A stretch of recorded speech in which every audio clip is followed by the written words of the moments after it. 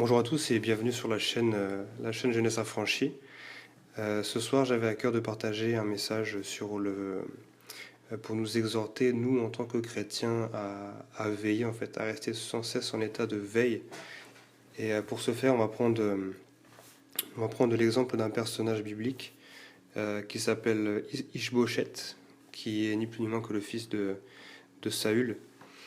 On retrouve l'histoire de ce personnage dans 2 Samuel 4, versets 5 à 7, et on va décortiquer ce passage ensemble pour essayer d'en retirer une morale qui nous incite, qui nous exhorte vraiment à veiller, vraiment à rester en état de veille.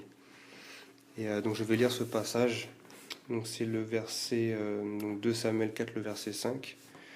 Or les fils de Rimon de Béera, Rekab et Baana se rendirent pendant la chaleur du jour à la maison d'Isbosheth, qui était couché pour son repos du midi. Ils pénétrèrent jusqu'au milieu de la maison comme pour prendre du froment, et ils le frappèrent au ventre, puis Rekab et Baana, son frère, se sauvèrent. Ils entrèrent donc dans la maison pendant qu'il se reposait, sur son lit dans sa chambre à coucher. Ils le frappèrent et le firent mourir, et ils lui coupèrent la tête. Ils prirent sa tête, ils marchèrent toute la nuit au travers de la plaine. Donc voilà l'histoire de Ishbosheth.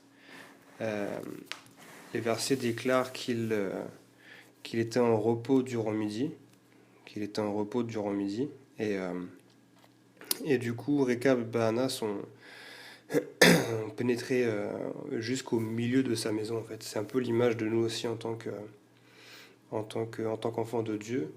Nous-mêmes, nous sommes une maison spirituelle et pour se fonder profondément, il faut creuser la parole de Dieu, vraiment s'imprégner en fait de ce qu'enseigne la parole de Dieu, de ce qu'enseigne la Bible, pour en faire un fondement et de ce fait notre vie sera fondée en Christ, en ce que dit la parole de Dieu, et de ce fait voilà nous serons inébranlables, inébranlables. Et là pour le coup, on voit l'exemple de Ishbosheth qui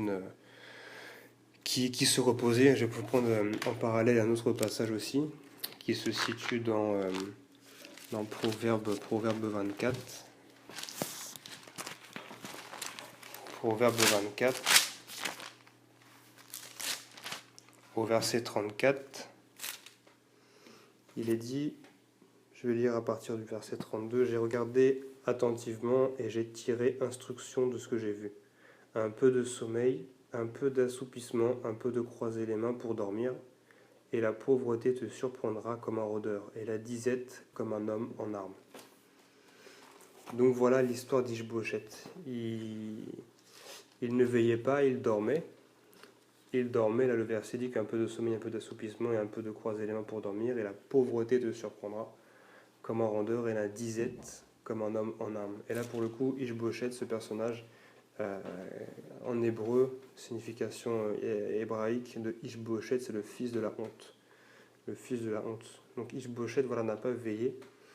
Et ces les deux personnes qui l'ont assassiné, Rekab et Baana, le verset 6 nous dit qu'ils pénétrèrent jusqu'au milieu de la maison comme pour prendre du froment. Donc ils ont usurpé voilà, une fausse identité comme pour prendre du froment. Ça veut dire que voilà, ils ont réussi à se dissimuler.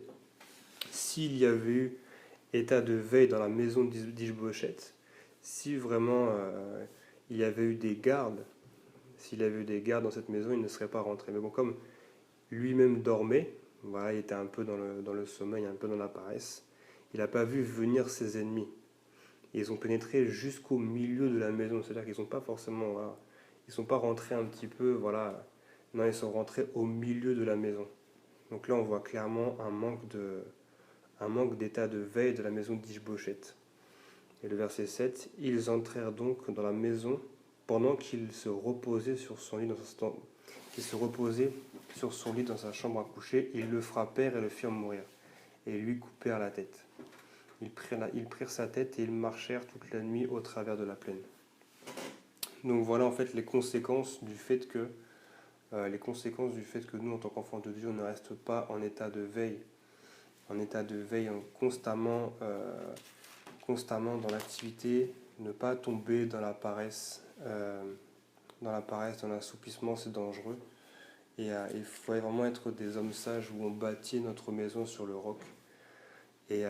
Comme ce passage qui dit, voilà, quand un homme rentre dans une maison, il y voit un homme fort, il faut que celui-ci soit lié d'abord, sinon il ne pourra jamais rentrer comme il le faut en fait. Et nous, on doit être ces hommes et ces femmes, voilà, on doit veiller, notre maison doit être en sûreté en fait. Voilà, on doit rester sans cesse en état de veille.